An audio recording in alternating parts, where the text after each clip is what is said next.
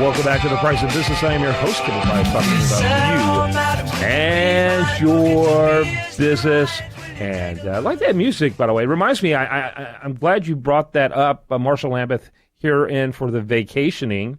Sigmund Kramer, yes. Doing your worst Sigmund Kramer impersonation yet, by the way. I can't get that beard down. See, I can't do it. It just isn't working. But, I do want to mention, people have been asking me about my book and how it's progressing. I do have a book in the works, 28,000 words down. And what does that mean? 83,000 minus 28,000. So about 50,000 words to go. Oh, yeah. So I'm getting there. I started in February. Finished today. Yeah, I got started in February, late February. I got started, actually early March. I got started Of this year? Hey, good. Yeah, good. and so I'm almost 1/3 done. So, what's your book about? It's Kevin's favorite coloring book, and so it's my favorite things that I would like to have filled with color. No, it's called. Well, I'm not going to tell you the exact title because I can see tomorrow that book be in print. Stolen, yeah. Someone who's quicker at writing than I am, but the thesis is why Texas has prospered. Why is it's why Texas has become such an incredibly prosperous place for business. Well, that would be interesting. And it's very easy to write because there's incredible wealth of information. The book will be about 175 pages long, I guess, by the time it's done, and it could have easily been 500 or 600. But I actually want people to read it. But the sheer volume of information is staggering. Yeah. So it's cool. So I just want people to let people know we are making progress on that. Also want to encourage people to check out my column over at HuffingtonPost.com. If you go to Huffington Post and put in Kevin Price, you will find my list of columns. My most recent one has been all the rage, almost 700 likes. Wow. Now, I told you You've like grown. 400 at the beginning of the show. Yeah. And so now like 700 now, and almost 200 comments on it. Many of which are scathing and illiterate, but it's okay. At least people are reading it.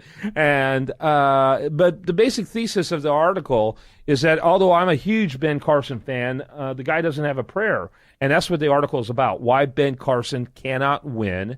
But we'd love to have more literate comments about that over there. So check out the article and put in your 2 cents. But the basic thesis is that although the progressives love minorities and they love women in politics, they hate conservative men and conservative minorities and conservative women in politics. They loathe them. They can't stand it. And I think they're afraid of it. That's the thesis of the article. If you have someone like Dr. Ben Carson, who is incredibly intelligent, one of the greatest brain surgeries of the last surgeons of maybe of all time, an innovator, the one who separated the first conjoined twins at the brain successfully.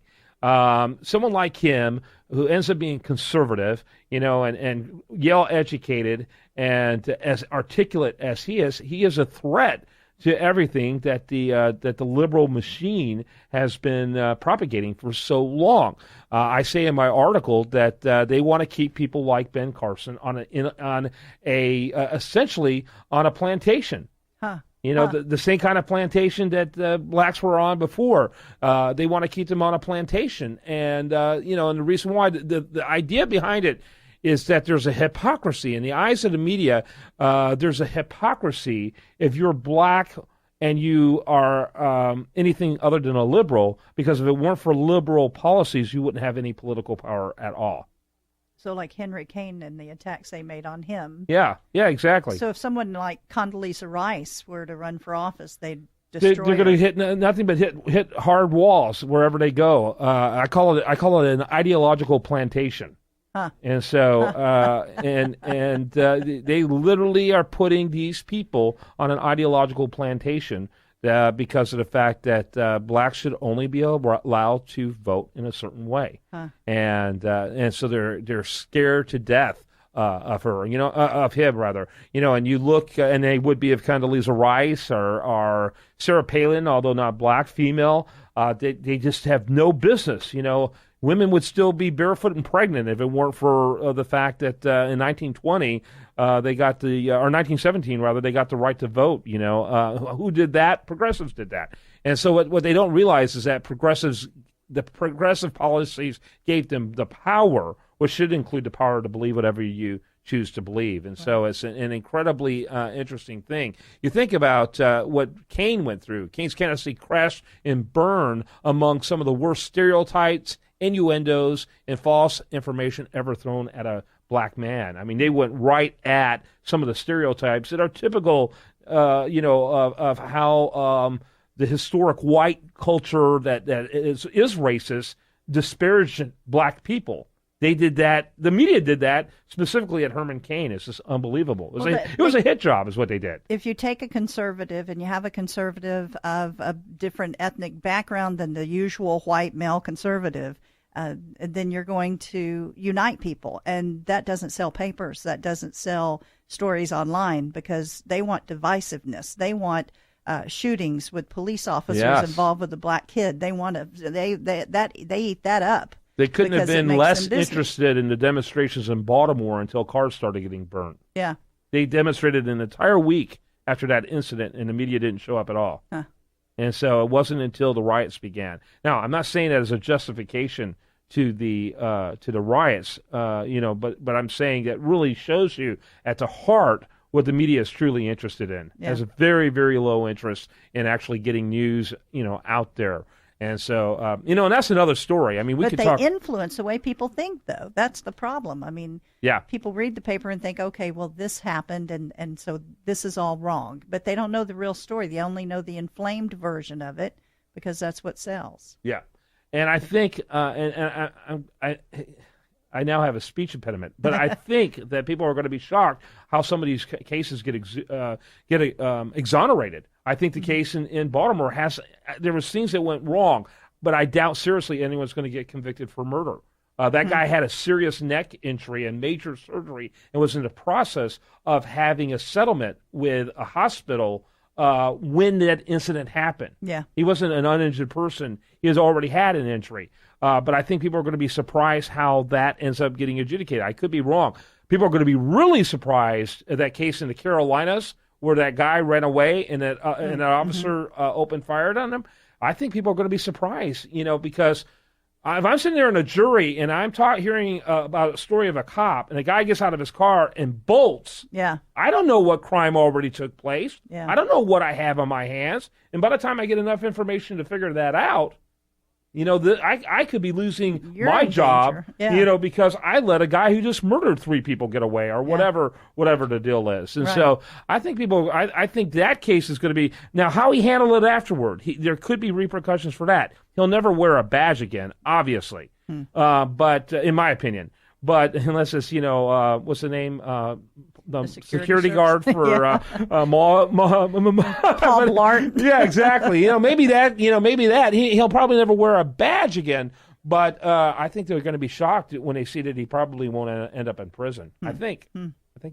So you think that the fact that they had charges was more reaction to the outcry, but then the actual judicial system itself won't convict. Yeah, exactly right. And he did not run like a man with who is behind on child support. Yeah, and that was apparently the only thing. More than there had to be more there when he took off the way he did. Common sense, which isn't a prerequisite for dealing with the cops. Common sense is usually not a prerequisite. Yeah. Common sense would say, running away, that can't be good. Yeah, I mean, I just don't see where we benefit putting police in these situations where they have to question if doing their job's going to put them in the line of fire for judicial action. Yeah, and unfortunately... I understand restraint if they're a bad cop. Yeah, and there's a lot of bad cops going on. There's a lot of weird cop activities. You got police forces that look like armies these days with tanks and the whole 9 yards. Yeah. Why in the heck do they need that kind of, artillery? Why does the federal government want to take over policing anyway? Yeah, well, exactly. The John Birch Society used to always say, support your local police, but keep them local. Yeah. And all of a sudden, it's getting blurred lines all over the place. Next thing you know, I'll be talking about the federalization of local cops. But there was a time where that seemed ridiculous, but now it doesn't seem that, that much of a stretch. And I begin to wonder if a lot of what's happening now is positioning in order for the federal government to say, we now need to take this over. as if they could do it better. Yeah, right. Like the drunk Like the Secret Service healthcare. agent who crashed through a gate, coming to the rescue. I mean, really? Whatever happened to the Secret Service? That was like the one government agency that never had an issue, and now they can't go 6 weeks in a news cycle without crashing and burning about something. Literally crashing. Yeah. So, all right, that's what I got. I want to encourage the listener, please go to Huffington Post and put in Kevin Price, and while you're there, be a part of that discussion on why Ben Carson cannot win. And if you disagree with me, go ahead and throw that out there too. You'll still be wrong, but go ahead and still do that. All right, I hope you have a great rest of your day. I hope you spend it. Oh, wait a minute. We got another segment coming up. We do. Yeah, and I can't wait to do it right here on The Price of Business.